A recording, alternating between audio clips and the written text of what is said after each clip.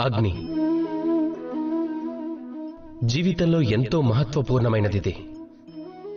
ఈ అగ్ని ఏదైతే ఉందో అది శక్తిగా మారి మనకి జీవితాన్ని ఇస్తుంది. కానీ ఆలోచించండి, ఒకవేళ ఈ శక్తి క్రోధం అనే అగ్నిగా మారి బయటకు వస్తే అప్పుడు ఏం జరుగుతుంది? ఒక చిన్న నిప్పురవ్వైనా సరే పూర్తి అడవినంతా కాల్చి భస్మం చేసేయగలదు. అదేవిధంగా మనుషుల యొక్క క్రోధం అనే అగ్ని కూడా తన చుట్టూ ఉన్న వారిని కాల్చివేస్తుంది. కానీ దానికంటే ముందు స్వయంగా వారిని భస్మం చేసేస్తుంది. మరిప్పుడు మనం ఏం చేయాల్సి ఉంటుంది? ఈ క్రోధాన్ని ఏ విధంగా నియంత్రించుకోవాలి? సమాధానం దానికి నీటిని కలపటం ద్వారా. అంటే క్రోధాన్ని నీటిలాగే మీలో ప్రవహింపచేయండి.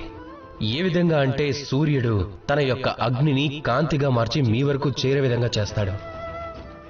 అదే తేడా సూర్యుడి యొక్క అగ్నికి, మనలోని ఉండే క్రోధం అనే అగ్నికి. సూర్యుడి యొక్క అగ్ని కిరణాలు క్షణాల్లో మనల్ని చేరుకుంటాయి. అందుకే అది కాంతి అని పిలువబడుతుంది. మరొక వైపు మన అగ్నికి ఏ విధమైన హద్దు అనేదే ఉండదు.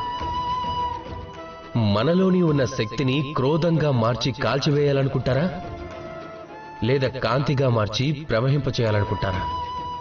నిర్ణయం మీరే తీసుకోవాలి. రాధాకృష్ణ.